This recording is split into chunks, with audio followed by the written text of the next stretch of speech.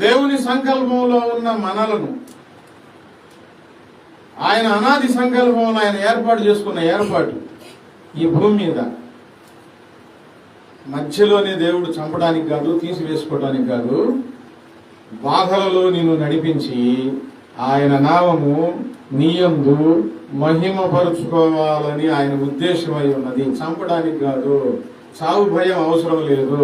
చావాలన్న కోరిక నీలో కలగకూడదు.